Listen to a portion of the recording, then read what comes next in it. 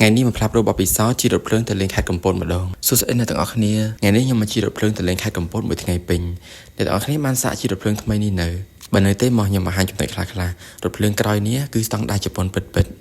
គ្រាន់តែដើរចូលមកគឺមានអារម្មណ៍ថាមានផាសុកភាពហ្មងត្បិតតែរថភ្លើងនេះយើងទិញមកទឹកពីជប៉ុនមែនតែគឺនៅថ្មីហើយស្អាតគ្រឿងបរិក្ខារក៏នៅល្អរថភ្លើងនេះមានជម្រើសកៅអីពីរប្រភេទដែលនេះគឺជាប្រភេទកៅអីធម្មតាមានតម្លៃ$9ហើយនេះគឺជាកៅអី First Class ដែលមានតម្លៃ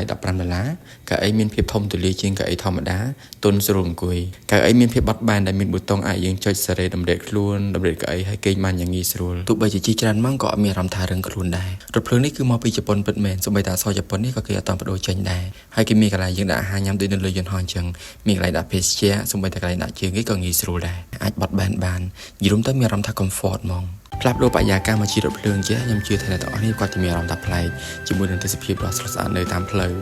មានវាលស្រែខៀវស្រងាត់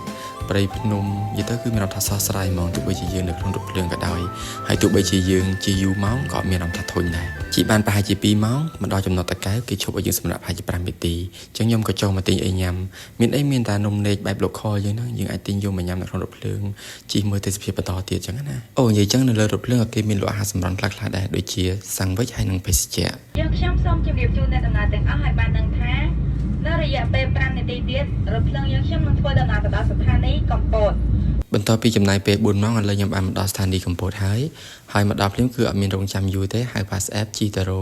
ជួលម៉ូតូជិះដើរលេងក្នុងក្រុងកំពតតែម្ដងព្រោះខ្ញុំមកនេះគឺដើរលេងមួយថ្ងៃពេញអញ្ចឹងមានពេលតិចដែរជួលម៉ូតូក្នុងមួយថ្ងៃមានតម្លៃ$5ដល់$8វាអាស្រ័យលើ model ម៉ូតូហើយនិងសភាពម៉ូតូសិនជាម៉ូតូរាងថ្មីក៏$8អញ្ចឹងទៅបានម៉ូតូជិះហើយដល់មកញ៉ាំបាយថ្ងៃល្មមហើយឲ្យតែមកកំពតគឺអត់ដែលភ្លេចទេបាយឆាសាច់ក្តាមគឺចូលចិត្តហ្មងញ៉ាំបាយរួចហើយខ្ញុំជិះទៅលេងហាងកាហ្វេបើកថ្មីមួយកន្លែងទីតាំងអត់ឆ្ងាយទេអ្នកទាំងអស់គ្នាអាចជិះចូលតាមខ្លងទ្វារវត្តវាលពូជផ្លូវរៀងពិបាកបន្តិចតែទេសភាពតាមផ្លូវស្អាតកាហ្វេបើកថ្មីមួយកន្លែងនេះមានឈ្មោះថាជ្រលងវេហាសម្រាប់អ្នកចូលចិត្តអង្គុយញ៉ាំកាហ្វេបែបឈៀលជាមួយនឹងទេសភាពធម្មជាតិអីគឺត្រូវហ្មងយើងអាចអង្គុយលេងនៅមាត់ទឹកហូរគេធ្វើដូចជាជ្រួញអញ្ចឹងណាហើយបើសិនជាយើងចង់ងូតទឹកលេងអីក៏បានដែរក្រៅពីកាហ្វេគេក៏មានលក់អាហារដូចជាគោឡើងភ្នំដែរ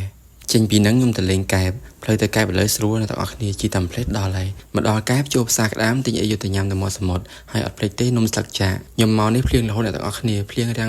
ងដើរលេងបានតែ2កន្លែងដល់ល្ងាចបាត់យើងមានគ្រឿងសមុទ្រតិចមកយើងអង្គុយចាំបែបឈៀលនៅមាត់សមុទ្រស្ដាប់សំឡេងទឹកអាឡូកអូយអារម្មណ៍ the best ហ្មង